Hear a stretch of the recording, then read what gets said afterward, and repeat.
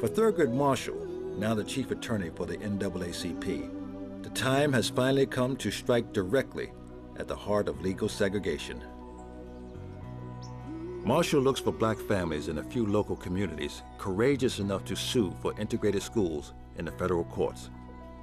In 1951, the NAACP unexpectedly discovers one of those communities in Farmville, Virginia, deep in the tobacco-growing region of Prince Edward County. The black community in Farmville, Virginia in the 1950s, in the late 40s, was an ambitious community. And it seemed that, in fact, you know, the public school system was what I refer to as a great engine.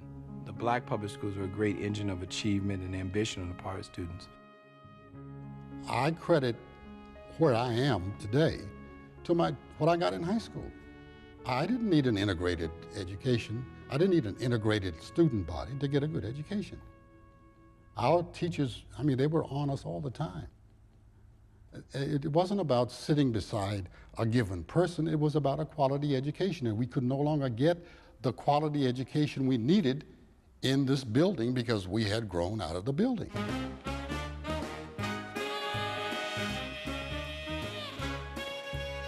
We never saw the white schools inside. I had no idea what the high school was like.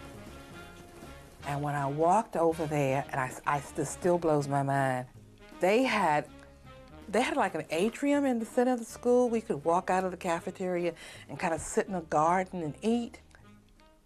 Damn, we didn't even have a cafeteria, let alone where you could go after you got your food. But, you know, the wide halls, the building was just absolutely gorgeous. And I just couldn't believe that this is what they had for a building. And I'm sitting up there with an umbrella up on rainy days so the ink wouldn't run on my paper. It's just really difficult to kind of know how to think about yourself when you can't go to the public school because you're not good enough, when you can't get basic services because you're not good enough. This kind of psychic harm. I mean, there's a lot of real economic harms and physical harms, but it's the psychic harm that really makes you begin to disrespect yourself. As the black population of Farmville increased, instead of a new school, the students were housed in tar paper shacks. We just didn't have the facilities that was really necessary. And sometimes the teachers would take the kids on the school bus. Take them on the school bus and teach a class. We decided to try to get adequate facilities for our kids through petition. And I remember very specifically, one board member looked at it and said, if we build a school like that, every Tom, Dick, and Harry be going to school. And that was the first time it ever really dawned upon me that actually it wasn't an intention for us to go to school. In the first place, the school board didn't want us there. They didn't like any type of protest to what they were doing because they thought that they were doing right, and they always specified we're doing according to Virginia laws. Because whites believed in gradualism. They called it gradualism in those days, so forth. Things will change, just give us time. And it has been suggested, you know, about 300 years. How much time do you need? We wanted so much here and had so little. And we had talents and abilities here that weren't really being realized. And I thought that was a tragic shame. And that's basically what motivated me to want to see some change take place here. In 1951, Barbara Johns, then a 16-year-old junior and niece of activist Reverend Vernon Johns, decides to organize a student strike at the Robert Russa Moulton High School. There wasn't any fear. I just felt, this is your moment, seize it. Barbara had decided, she and the other student leaders had decided that this is what they were going to do. They were going to get a representative from each grade and have that person be responsible for telling the other students. And she emphasized that we should keep it a secret. Mr. Jones was the principal. We had to get him off campus because we knew if Mr. Jones was on campus, there was no way there was going to be a strike. He was a very strong leader and very highly respected man.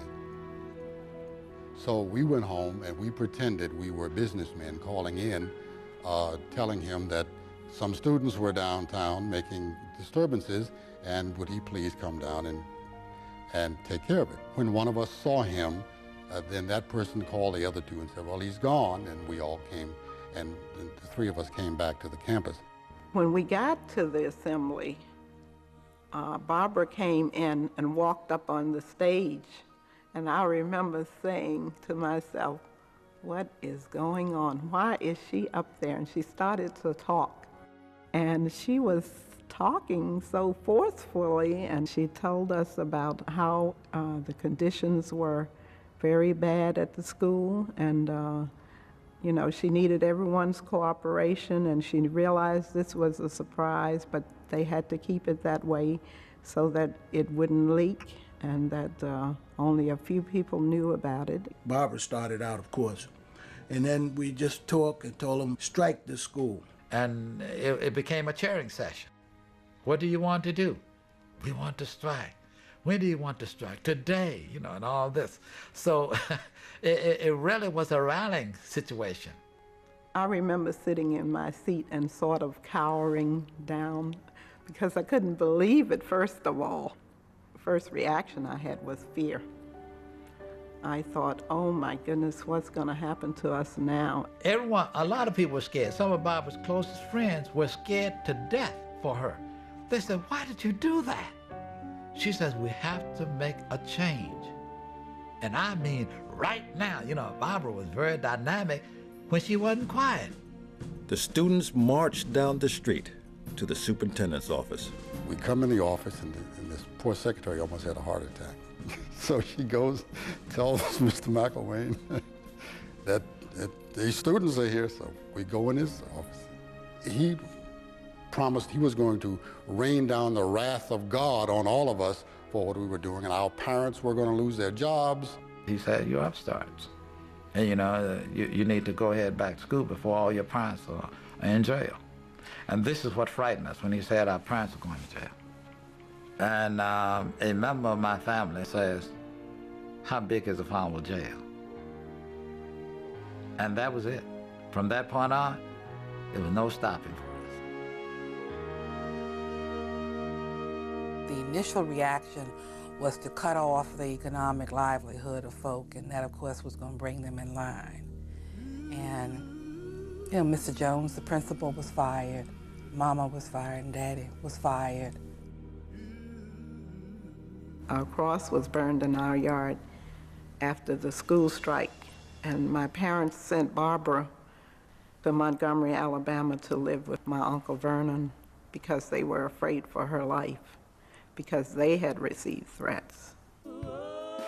Responding to the crisis, NAACP lawyers come to Farmville to assess the resolve of the community. It was just like my watching Jackie Robinson in Ebbsfield. It was the most beautiful sight I've ever seen. And they came in there, and they were really and truly behind us. They were astounded to find that these people who had been dormant and quiet for so long were ready to back their children. Then, of course, Spotswood Robinson spoke up. And he says, if you're really ready to back them, then you have to sign this petition. And that's when we found out how we could separate the wheat from the chaff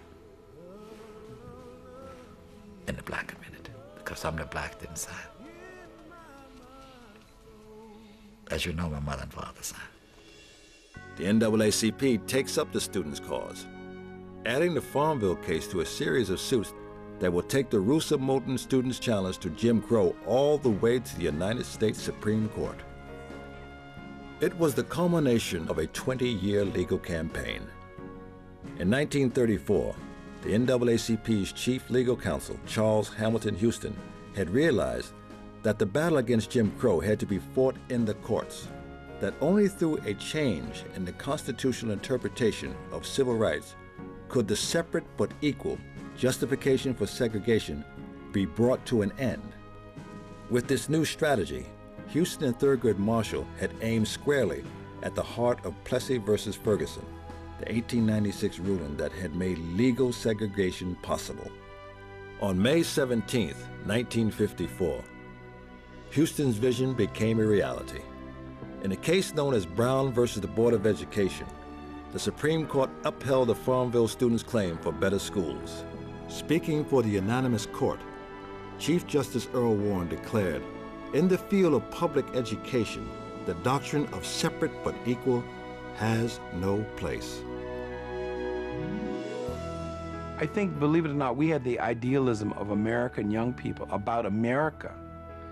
And I think that that was a very important, compelling and driving force in the way that these Prince Edward Blacks faced the world. That we saw our history as in evolving into the American story in some way.